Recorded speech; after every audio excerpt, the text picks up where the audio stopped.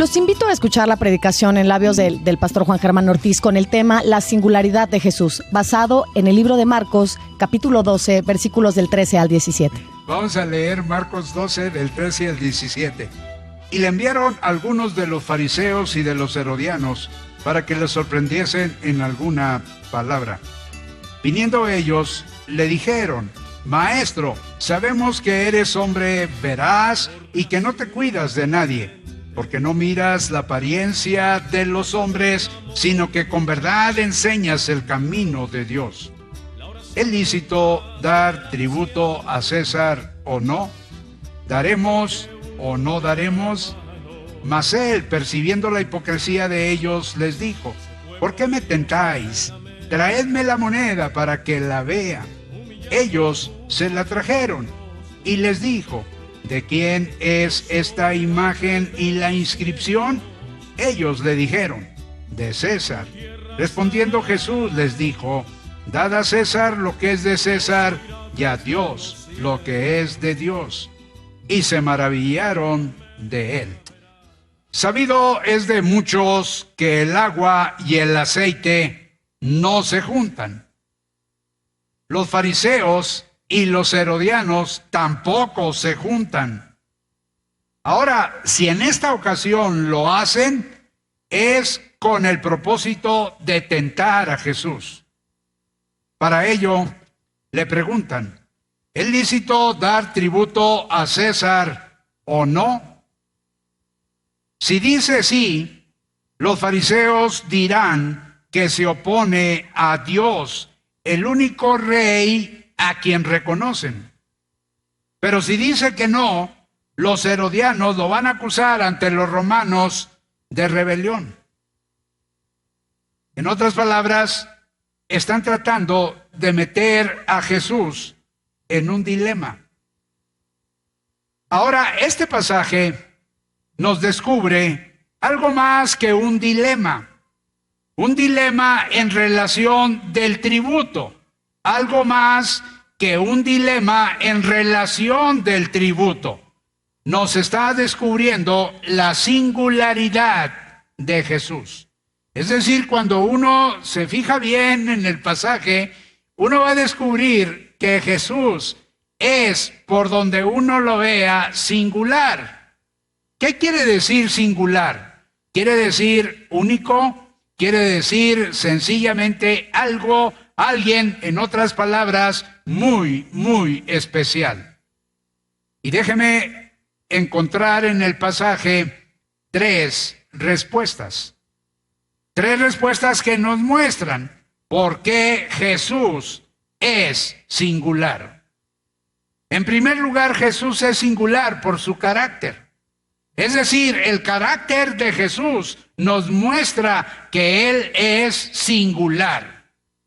Y usted pregunta, bueno, ¿cómo es el carácter de Jesús?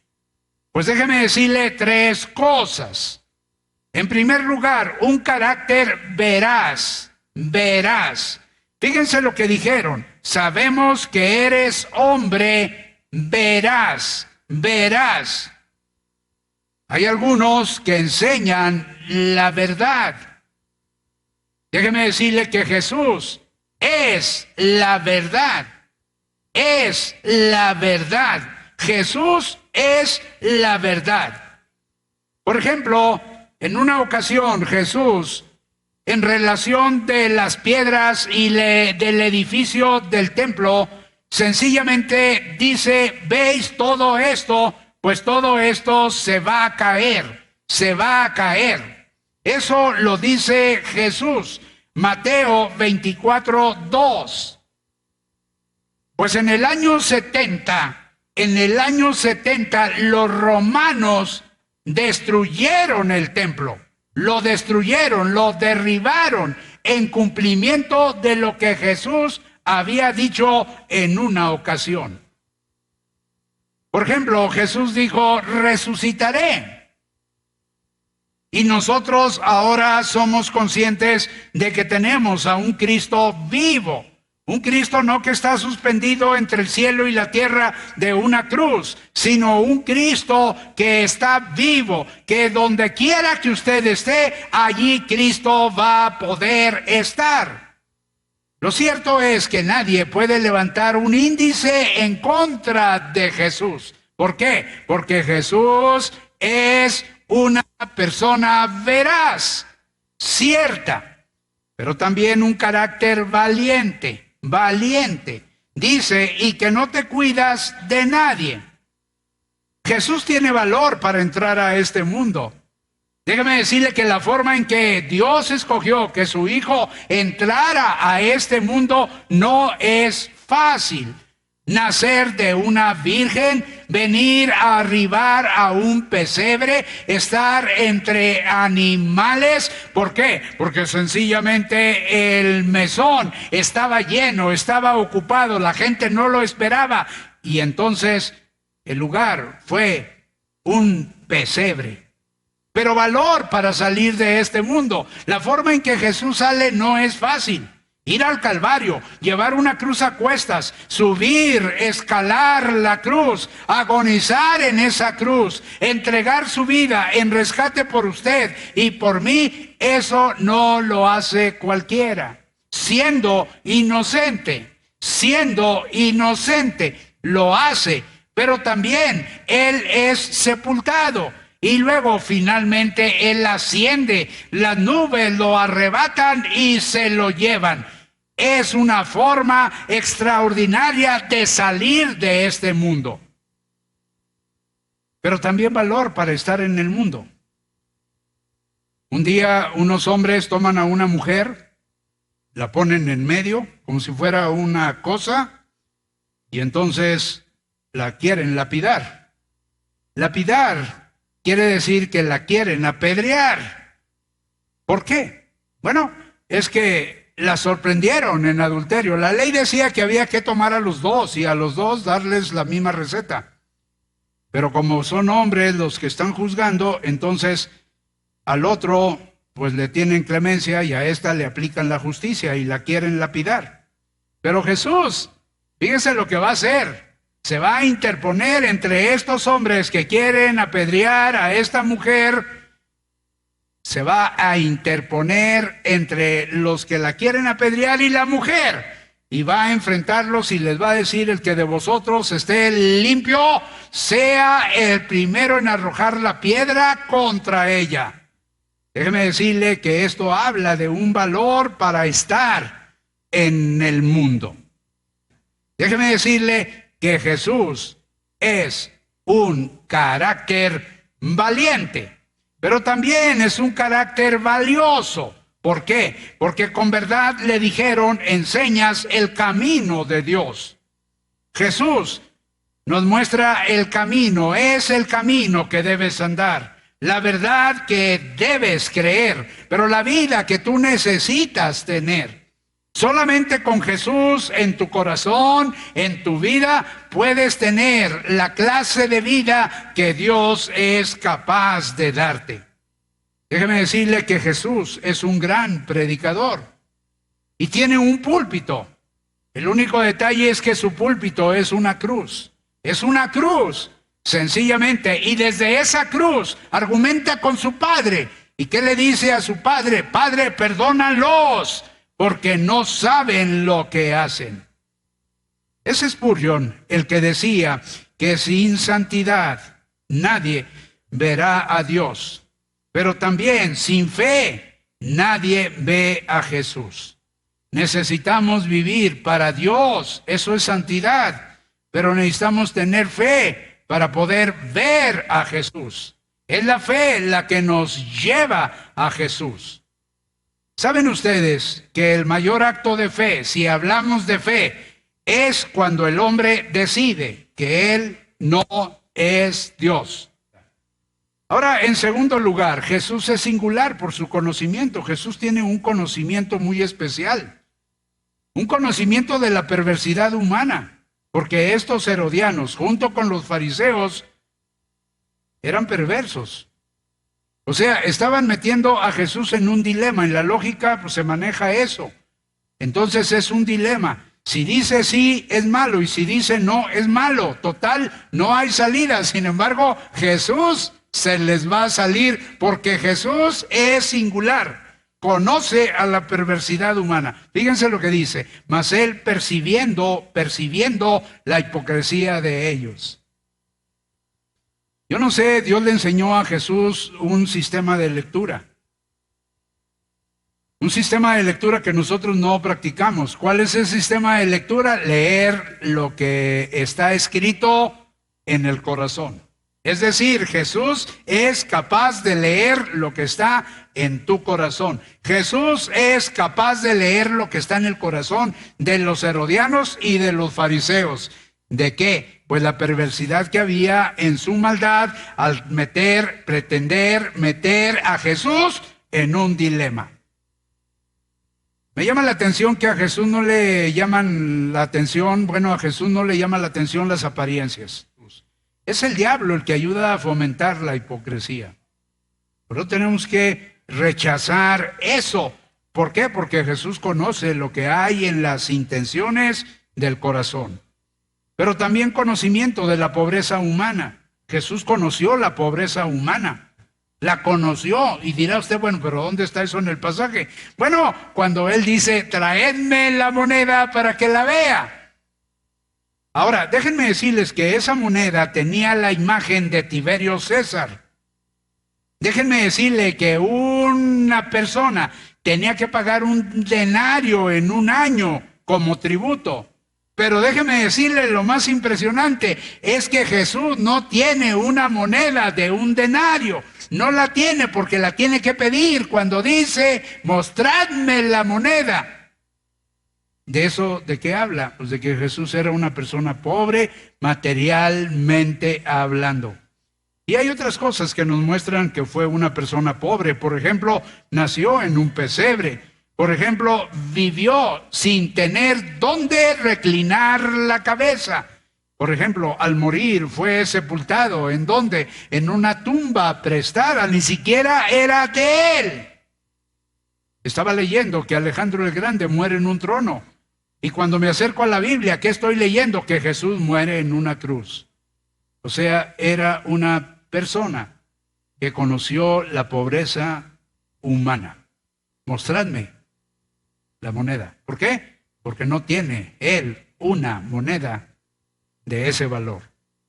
La última cosa.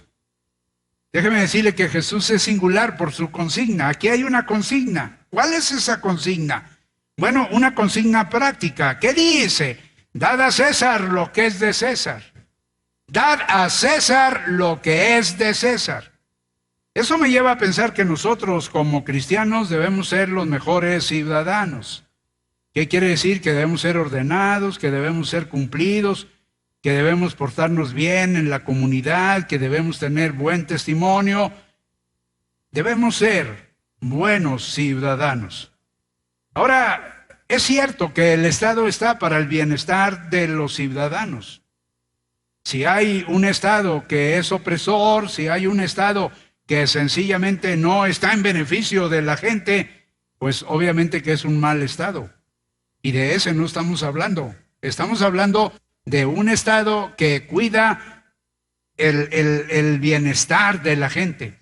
Nosotros vamos a elegir a políticos. Esos políticos deben vivir para el pueblo, deben servir al pueblo, no servirse del pueblo. ¿Me explico? Y aquí estamos hablando de todos los políticos, de una clase que sencillamente la gente está muy frustrada en contra de ellos. ¿Por qué? Porque ve que la corrupción es en uno, en otro, en otro y en otro y en otro. Y todos se sirven con la cuchara grande, como dijera por ahí alguien. ¿Sí? Ahora, sin embargo, hablando de un Estado bueno, nosotros tenemos que pagar. Por ejemplo, Romanos 13:7 dice que debemos de pagar respeto. Yo aquí pensaría en su papá y en su mamá. Yo no los conozco, pero usted sí los conoce. Y si no los conoce, pues de todas maneras usted les debe respeto. Les debe honra. ¿Qué quiere decir? Que usted debe de honrar a su padre y a su madre. Pero dirá usted, pero es que mi madre era así y mi padre también, para que no se ofenda. Pues la Biblia no dice que si se portaron bien, usted los honre. La Biblia dice que usted los honre independientemente, pues, de cómo hayan sido. Usted les debe respeto y les debe honra. Les debe honra. Sí, pagar al que respeto, respeto. Eso dice la Biblia. Ahora hay algo que le voy a decir que a lo mejor no le va a gustar, pero el Estado está para que sea obedecido. Obedecido. Impuestos. ¿Qué son los impuestos? Bueno, es un plan que Dios da para que el Estado no caiga en un caos, Eso está en Romanos 13:7. Pagar al que impuesto, impuesto. Hoy en día las empresas están buscando cómo pagar menos impuestos. Déjeme decirle que con los impuestos, teóricamente hablando, bueno, se supone que uno va a tener servicios. Si no tiene los servicios, uno debe de exigir los servicios. ¿Por qué? Porque los servicios son pagados con los impuestos de uno, y si no se están aplicando los impuestos a los servicios, entonces uno tiene que buscar en un momento dado una solución. Jesús, en otras palabras, ¿qué está diciendo? Está diciendo, si ustedes aceptan una moneda que tiene a una imagen, la imagen de Tiberio César, si ustedes están recibiendo una moneda que tiene a César como imagen, entonces ustedes deben tributarle a César. Déjenme decirles que el Imperio Romano creía que la Iglesia y el Estado eran antagónicos. ¿Qué quiere decir? Que estaban opuestos. Ahora, muchos creen que la Iglesia es superior al Estado. En la historia uno registra que reyes eran puestos por el clero, por la Iglesia, y que muchos buscaban la bendición de la Iglesia o la aprobación de la Iglesia para ejercer su reinado. Ahora, había un hombre, Tomás Erastus, que él creía que el Estado, por el contrario, debe dominar a la Iglesia. La Iglesia, decía él, es un departamento del Estado bajo su dirección y su autoridad. Ahora, Rogelio Williams es un hombre que propone lo que realmente nosotros vemos en la Biblia, lo que Jesús enseñó. ¿Qué fue lo que Jesús enseñó? Dad a César lo que es de César y a Dios lo que es de Dios. ¿De qué está hablando? De una separación. Es decir, el Estado tiene su ámbito y la Iglesia tiene su ámbito, y se acabó. ¿Me explico? Hablaba de la separación. Él lo manejaba con una teoría, una doctrina, la doctrina de las dos tablas. La primera tabla corresponde a Dios y al Estado corresponde la segunda. Ahora déjeme avanzar un poco más, una consigna positiva, no solo práctica, sino positiva. ¿Por qué positiva? Porque va a decir a Dios lo que es de Dios. Por un lado dice Jesús, dad a César lo que es de César, pero también dad a Dios lo que es de Dios. ¿Saben ustedes que Lutero decía que el hombre necesita tener 3 conversiones? Del corazón, muy bien. Es la primera. El hombre necesita en su corazón volverse a Dios y tener la salvación. La segunda, la mente. Y ahí es donde la puerca torció el rabo, como dicen por ahí. ¿Me explico por qué? Porque muchos cristianos somos cristianos, tenemos una conversión del corazón, pero tenemos una mentalidad vieja. Somos cuadrados y no nos entran las cosas nuevas. No cambiamos. Somos tradicionalistas. Hay gente que es tradicionalista por ignorancia, pero nosotros lo somos. Pues la verdad investigaré y después les digo por qué somos así. Pero hay que cambiar la mente, tener una mente positiva, abierta a las ideas nuevas. Si usted sigue haciendo lo viejo, ¿qué va a tener? ¿Qué va a tener? Díganlo, no tengan miedo. Si se equivocan, pues lo vuelven a decir. ¿Qué van a tener? Lo viejo. No espere tener algo nuevo haciendo lo viejo.